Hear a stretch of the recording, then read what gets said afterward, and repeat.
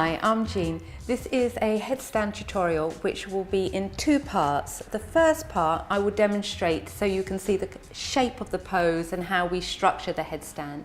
And then the second part you can practice alongside me and David as I talk David up into the headstand, and you can follow too. So it's a perfect opportunity for you to join us and take the instruction for yourself, step by step, slowly building from the ground upwards to the full pose. If at any point you don't want to take the next step, you don't feel ready or secure, just come down and rest in child's pose, and then you can practice it each day, maybe progressing one step further at a time until you find the full headstand.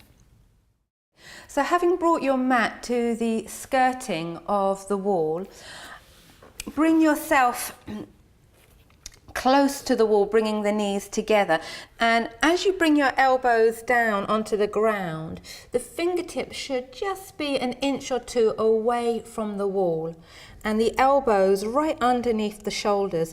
This is so that the shoulders are supported by the structure of your arm bones. So you could view the arms almost as scaffolding for the pose to help to support the whole pose.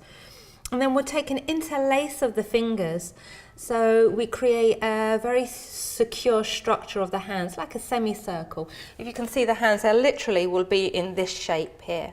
So you'll be able to gently cradle the head in the hands.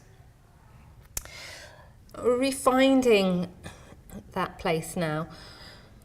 Take a few moments to breathe and feel the whole little finger edge down to the elbow, just resting on the floor. Widen the collarbones. So when we place the head on the floor, we're finding a spot between the hairline and the crown. It's midway, and it's often referred as the fontanelle, which actually means the fountain of life. And it's that soft spot on the skull when you were a little baby, before the cranium bones came together. So this is a really strong point on the skull that can support the whole structure of the pose along with the arms.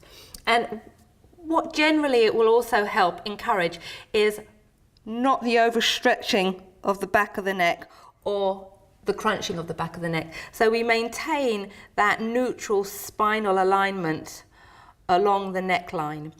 So interlinking the fingers, I'm placing the fontanelle onto the floor and lifting the shoulders. So if you can see now, I have a natural curve in my neck and the chin is not tucked in. If it was tucked in, I'd be rolling all the way back. If I was throwing the chin out and too far forwards, I'd be over-arcing in the neck. It would kind of be that way, and then it would get the neck would become very compressed. So take a few moments to breathe here, energizing the arms by rooting through the forearms into the ground and picking the shoulders up. Sometimes a tendency is to let the shoulders hunch to the ears, so we reverse that. We lift the shoulders up and anchor the forearms down. And with the toes now tucked under, we press through the feet and lift the hips up. And as you lift the hips up, stretch your tailbone upwards and still lifting the shoulders. This is absolute key.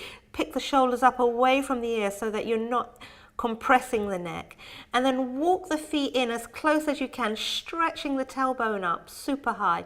Then we'll press from one foot and see if you could bring that heel right in towards the buttocks, and the thigh comes right into the ribs, so that you're very compact. And from the other foot, we gently push against the floor to bring the whole shape off the ground.